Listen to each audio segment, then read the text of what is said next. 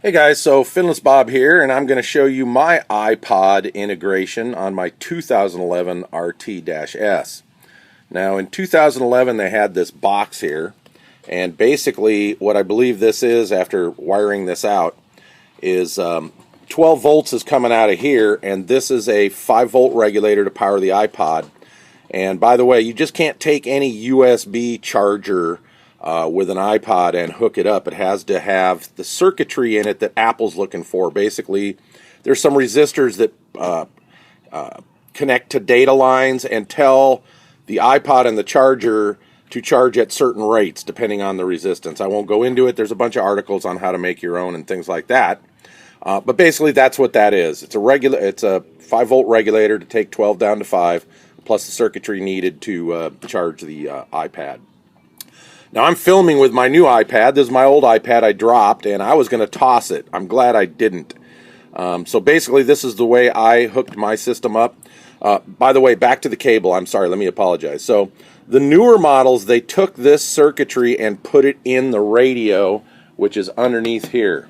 All right, so one thing I will just say, don't know if any of you know about this, but you definitely don't want to mix and match cables. If you have a model of RT that required this box, then do not go get the straight cable that comes with the 2012s or 2013s where they eliminated this box. Or you might fry this, blow fuses, who knows.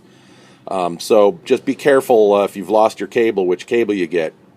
If you ever get your radio changed, my understanding is they're putting in the new radios now that eliminate this, and they supply you the new cable.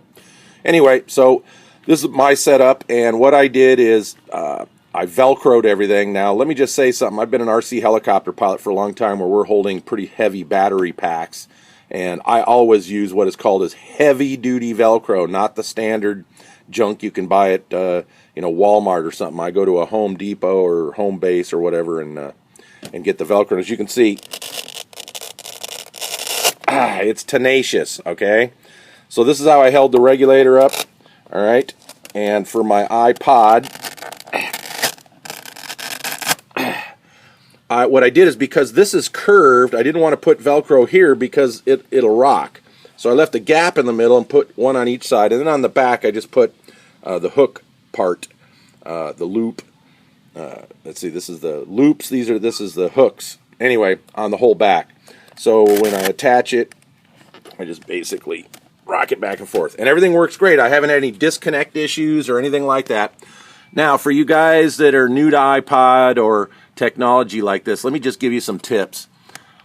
What you want to do is go in and make sure in settings you turn on airplane mode. If you're not using Wi-Fi, Bluetooth, or anything like that off of this, turn that off. It saves the battery life while it's in standby. I leave mine on 24/7, and I have yet to come out and have it dead. All right, and when the bike's off, it's not charging, but the minute you turn the key on, you will see this actually turn on like it just got hooked up to power or charging.